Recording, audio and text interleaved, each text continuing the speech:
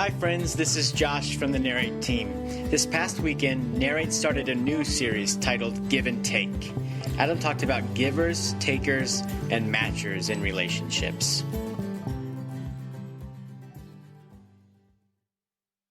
So there's a couple guys I'd like to talk about. Both of them were standing at a soccer game in Silicon Valley, watching their daughters play soccer. Living in Silicon Valley, of course, they did the kind of business that's pretty lucrative and fairly affluent. The first guy's name is Danny Shader. Danny is 6'3", 6'4". He's said to be highly competitive, kind of ruthless. He's the type of guy that can talk business all day long. He's a bit of a serial entrepreneur. He started at this point 3 companies. He'd also been instrumental in Amazon in its early years, Netscape in their early years, as well as Motorola. He, at the time of this conversation, was about 50 years old. He was talking with a guy named David Hornick. David's 5'4", a lot more eclectic. They say he collects Alice in Wonderland books. That's eclectic, right? He also, when he was in college, he couldn't find a degree that he wanted to do. He couldn't find a major that interested him. So the school allowed him to invent his own at that school. It was a degree in electronic music. From there, he went on to study criminology, because that's what musicians do, is they go study criminology when they're done. He got a master's in criminology, went on to law school, worked at a law firm, burned the midnight oil for a while at working at a law firm, and eventually was invited to go to work as a venture capitalist in Silicon Valley, and that's what he was doing at the time of this conversation. His specialty is internet startups, and he's quite good at it. And so Danny, at halftime of the soccer game, leaned over to David and said, hey, because they'd got to know each other over the course of the season and so therefore knew enough about each other to be dangerous but not always accurate. And Danny said, hey, David, would you be willing to hear my pitch for my latest business? Would you hear what I've got to say? Now, for Danny's part, it was his interest in David was obviously, like David, this was his specialty. David did this for a living. He specialized in internet startups. And so Danny was quite intrigued to hear how this guy what David would say about his idea.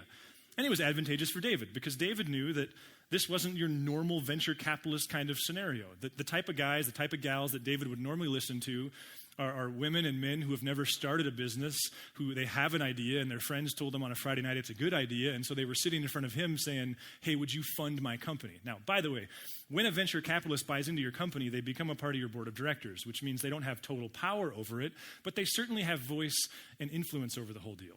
David said, for sure, the other thing that David knew was that Danny's previous 3 companies that he'd started, 2 of them he'd sold. One he sold to Amazon for $175 million. That was in 1999. More recently, in 2007, David knew that Danny had sold his next company, or maybe it was his 3rd company, I'm not sure, to Motorola for $500 million. So it was a good arrangement. Both of them had a lot to benefit here. A few days later, Danny pulled up to David's office, began to share with David his idea, which really amounted to the fact that nearly 25% of Americans have neither a bank account nor a credit card, nor do they pay taxes. Just kidding, that part's a joke, but that may or may not be true. I'm just trying to figure out what would be the advantageous reason for that. Sorry if I've offended you, you might be one of them. But that was insane to me. And so what Danny's idea was because 25% of Americans don't have a bank account, what that means is they find online purchases nearly impossible. Now, yeah, you can go to Walgreens and get one of those Visa cards, and that's expensive and all those different things.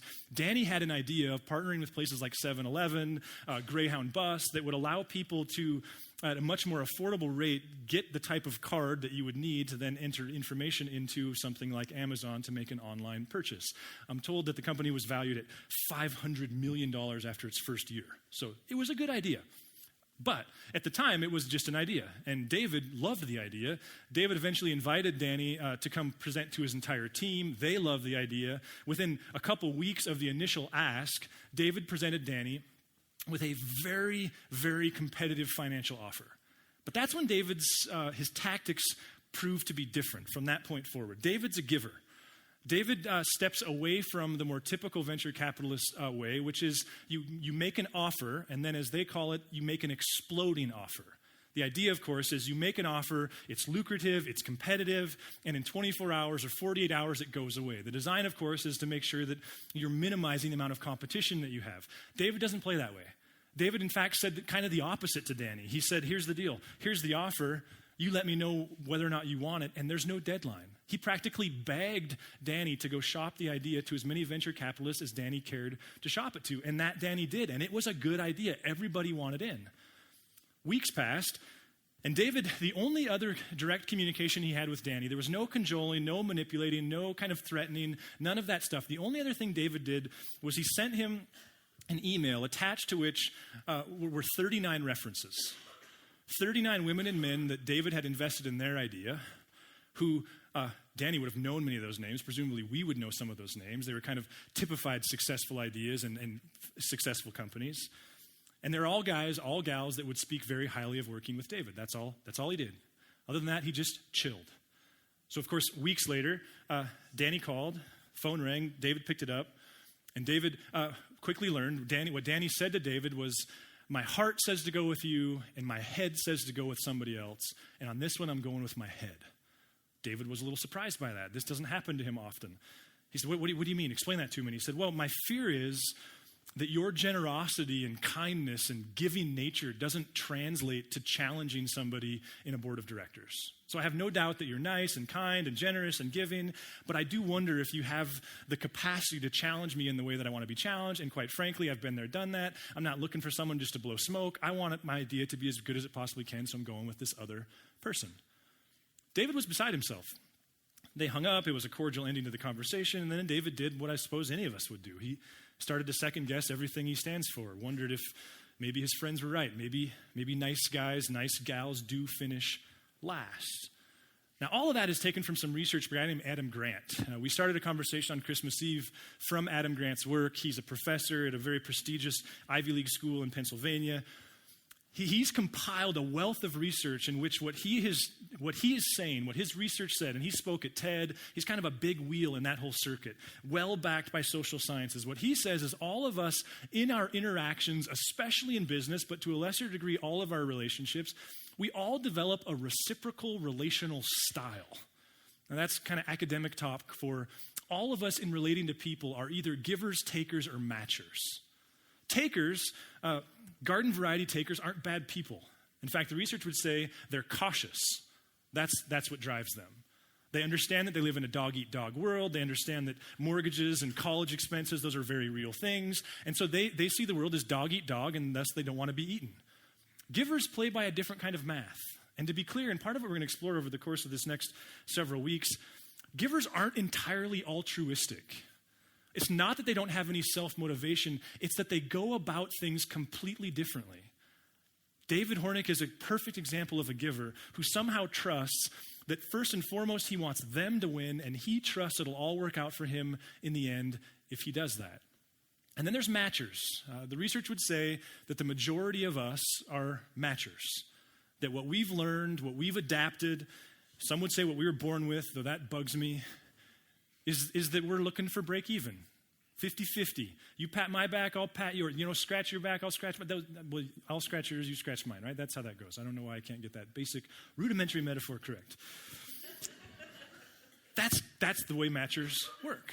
Now, all of them have upsides, all of them have downsides. And part of my intent of sharing that story is to lead you to this question of, so what's the downside of being a giver? And of course, if you said, well, one of them must be one's ability to be successful in business, if you said that, the answer would actually be correct. That's a major part of Adam Grant's research. Look at this quote directly from his work. He says, research demonstrates that givers sink to the bottom of the success ladder. Across a wide range of important occupations, givers are at a disadvantage. They make others better off, but sacrifice their own success in the process. See, part of my design for this conversation is I think all of us see giving is ideal, and sometimes it doesn't work. Giving is ideal, and sometimes the helping hurts.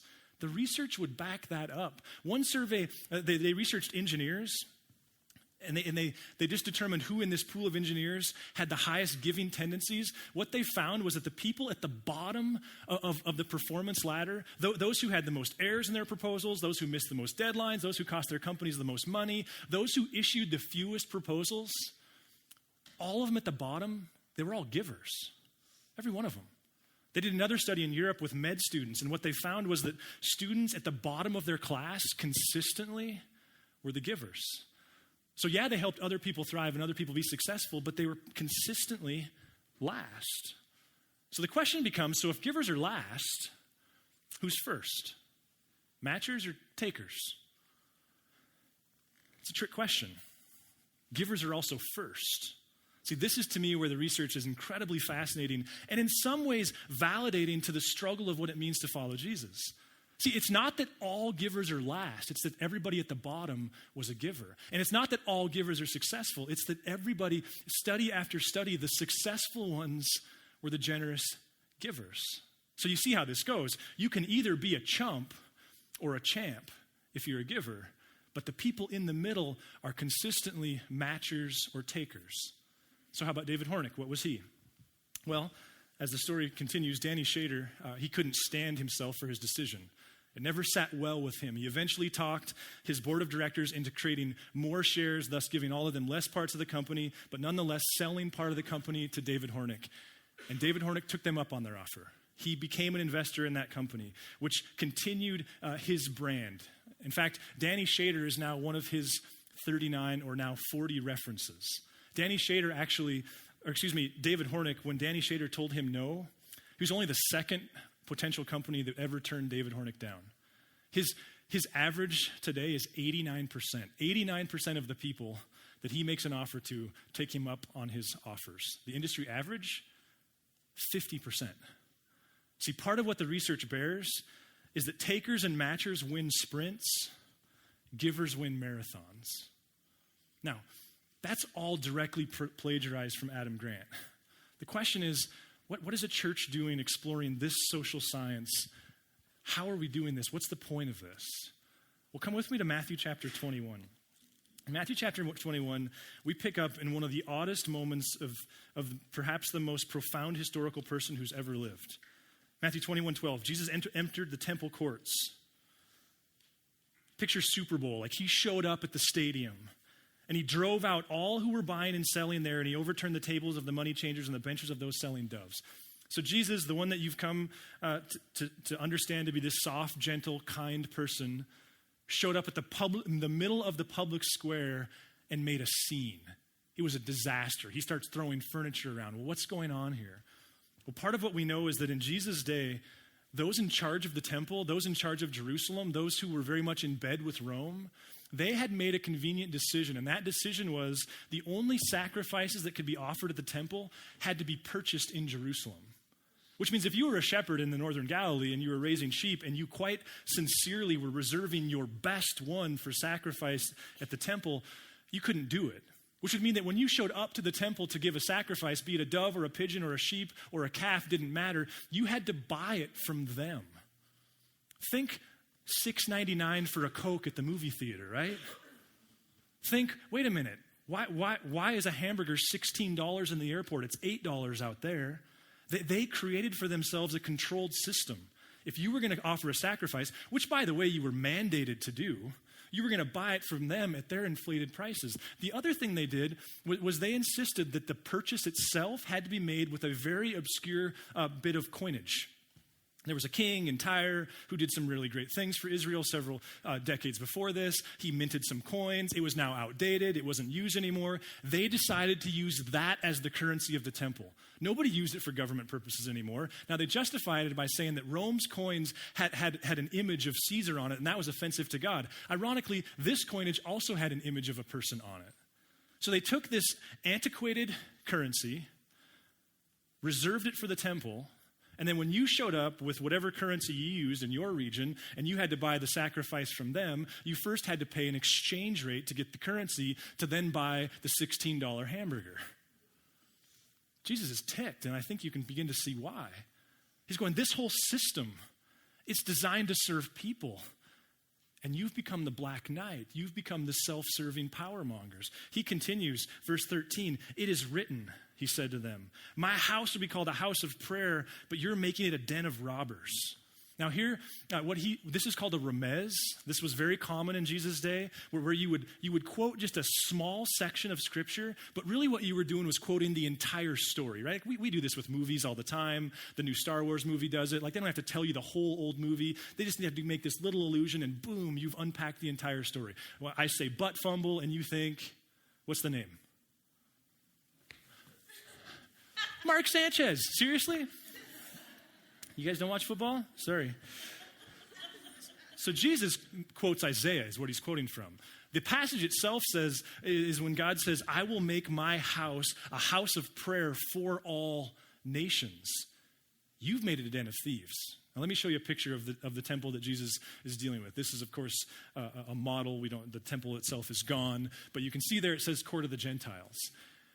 In the design of the temple, when that's prescribed in the scriptures, part of it is called the court of the Gentiles. Now, what that means is if you're a non-Jewish person, that's where you can go. That's the only place you can go. Or we could say it this way: unless you're a Jewish man, upstanding in your abiding by the Jewish customs, that's as far as you can go. See, Jesus was constantly reaching into the Old Testament, the Jewish Bible, and pointing out these obscure passages that said God is after all people, warnings that this Messiah would come and he would tear the veil. He would open it up to everybody. Remember, what got Jesus killed was his insistence that God was for everyone. What got Paul killed was his absolute insistence that you didn't have to be a Jewish person to follow God. Jesus shows up, and the part of the temple reserved for them had been turned into a Walmart. This is where all the exchanging happened. Jesus was furious at the devaluing of Gentile people. Now, I don't know about you, Walmart's not a very spiritual experience for me. It's not one where you kind of go connect with the divine. In fact, it's one, for me, I leave realizing that I am quite unkind more often than not. Jesus is ticked. Why? Because it's a taking culture. See, if you're at all intrigued or follow Jesus, it's not new to you that Jesus is, he's coming to teach people how to live from a giving posture. That what got him killed was his insistence that God was also a giver, the world's best giver who wants to train other givers. What I love about this research is it affirms something we all know, though. And that is that there's a giant gap between the ambition and the follow-through. Like, you may or may not call yourself a Christ follower. Here's what I know about you as a parent. You don't want to be a taker or a matcher. You want to be generous. And you have that thought about every night at 9:30 when your head hits the pillow and the kids are asleep and you realize, crap, once again, I was a taker. Here's what I know about you, whether you follow Jesus or not. Sometimes you've observed giving makes sense, and sometimes it's stupid. Sometimes it translates, and sometimes it seems to be lost on the recipient. See, where I'm fascinated by this research is I think it allows us to lay it next to the scriptures and begin to go, wait a minute, how do we do this? Now, call it contrived. Here's my motive. I want to be a giver. I fail at it 99% of the time. I'll take any help I can get. So what are the sociological tools that help me actually do that? That's what we're doing. What we know is that givers are team players. But how do they do that? How do they communicate that? How do they make sure that other people understand that as their ambition? We're going to talk about that next week. What we know is that givers, they have boundaries. They don't always give. The research would say the best givers, David Hornick, it's not that he always gives all the time. He has boundaries. We're going to end the series by talking about that. What we know is that givers give over the long haul. Part of what humbles me about this place is the number of you who have been giving for a long time, some of you since day one in the Cinemark. The research would say successful givers do certain things, and givers that burn out do other things. One thing we know, we're going to talk about that. Another thing is that givers talk to people differently. That they have a certain way of engaging people in conversation. There's certain tones and words. Again, call it contrived. I want to know them all. It's not that my heart doesn't want to be a giver. It's that it falls short. And so give me the tools. That's what we're going to talk about. There's a guy named Samson. Samson, he wanted to be the Clinton of his home state. He decided that when he was 23 years old. He decided to run for public office, for statewide Senate. Go ahead to that next slide.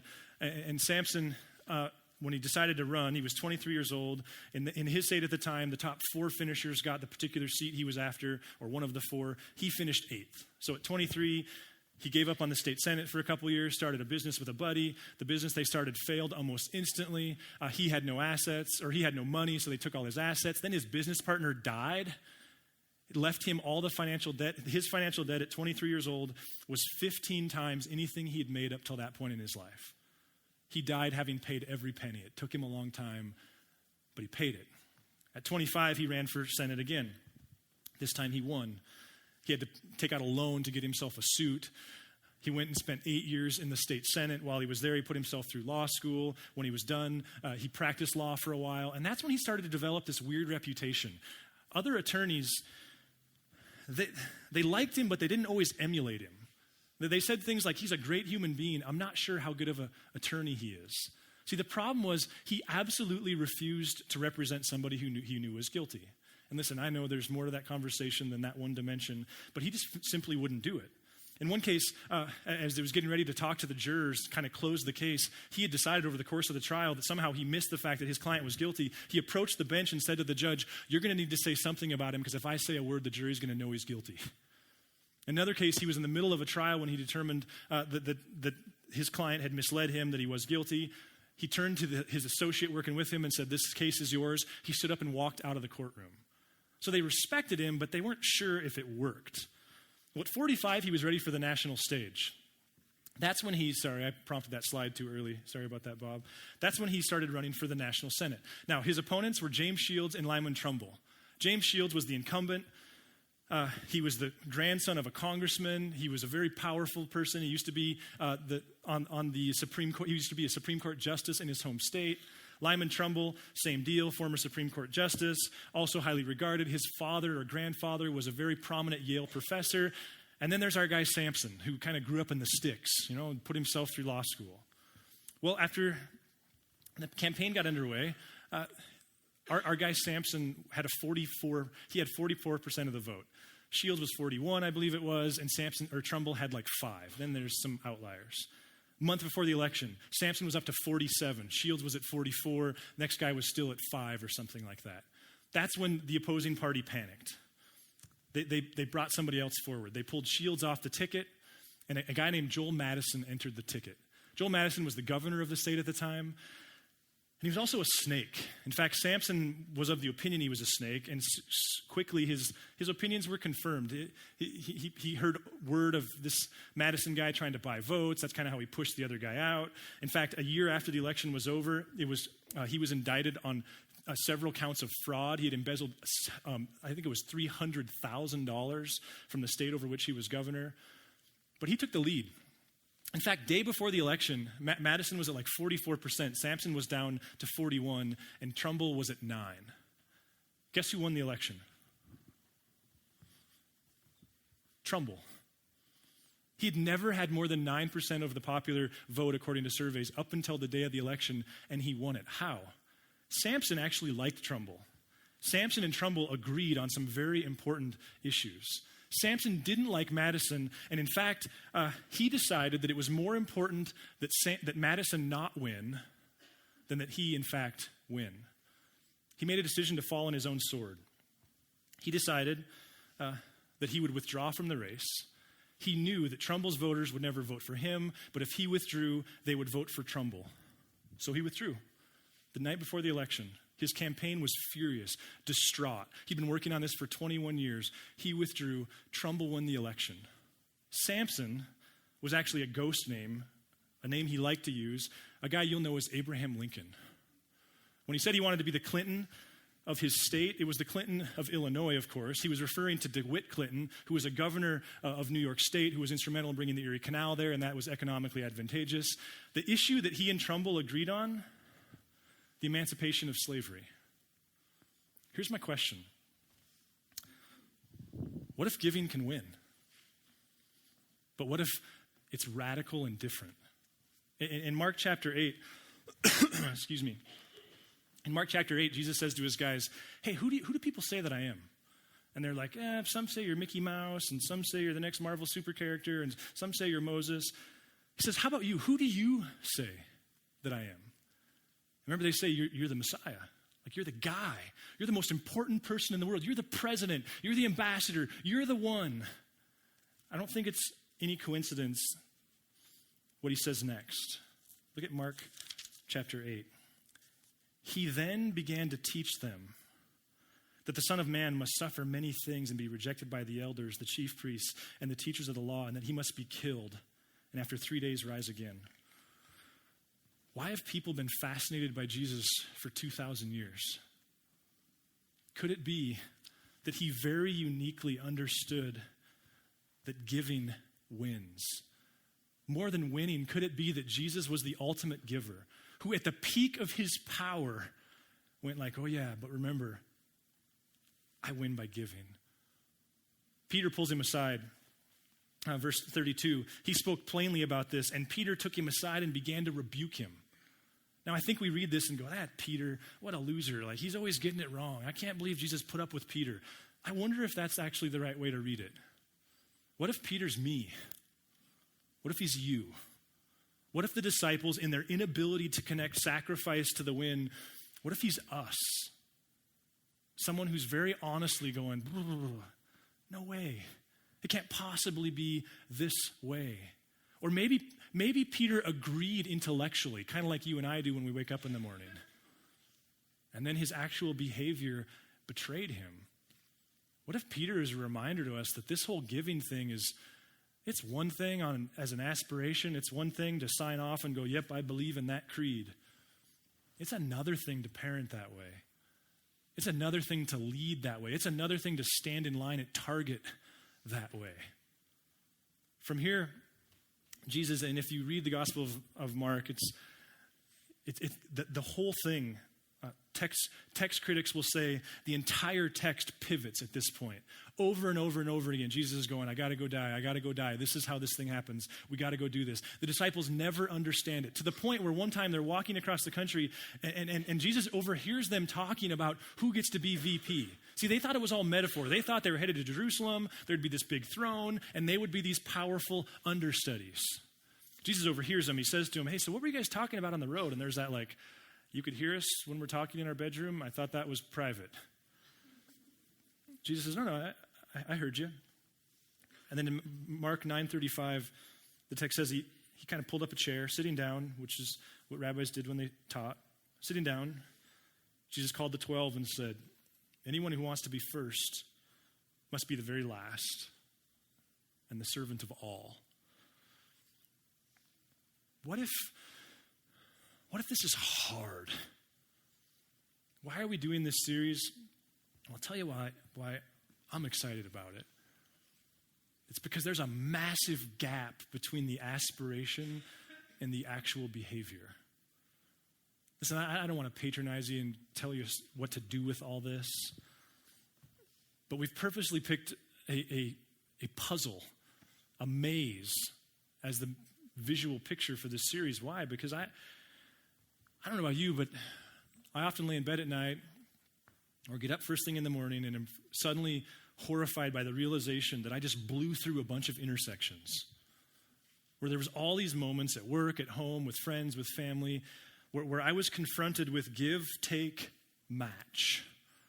For me, confession is a constant reiteration of, oh yeah, I failed to give there. I failed to give there. And then every once in a while, there's this like, but I'm not even sure if giving's right there. Listen, here's one prayer that maybe you'll try this week. Simple, but demanding like everything else associated with Jesus.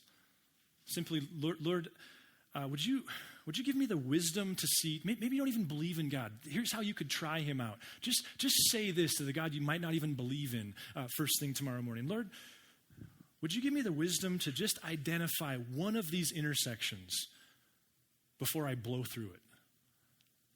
And then would you give me the courage to go the direction of giving? God, would you give me the wisdom could I just be sensitive to the opportunity? And then would you give me the courage to do it? And then what we're going to explore in the coming weeks is, okay, next week I'm operating on the assumption that those of us who are gathering here are going, okay, great idea. How? And we're going to lay the scriptures and the timeless truth of them along next to the social sciences and go, okay, so let's talk shop here. Here's how the best do it. I'd like to pray and we're going to sing our way out of here. Lord, like most anything we talk about, there's what we know to be right and true and beautiful, good, and then there's just our ineptitude. And so we don't grovel there, Lord.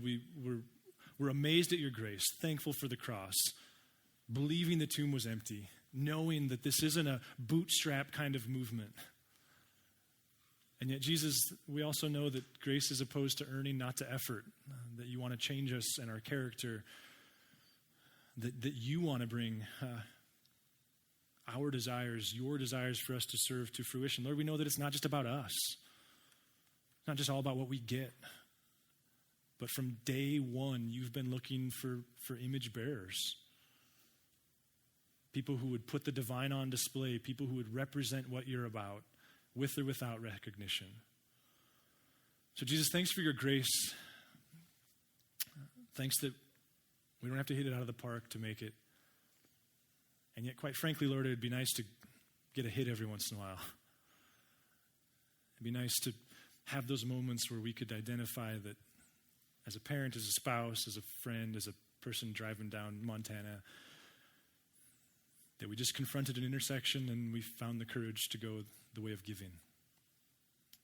Lord, thanks for Adam Grant and the remarkable research he's done, that all truth is yours. We love you. Amen.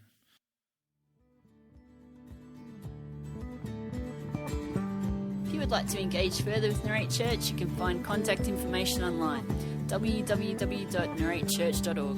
We would love to hear from you.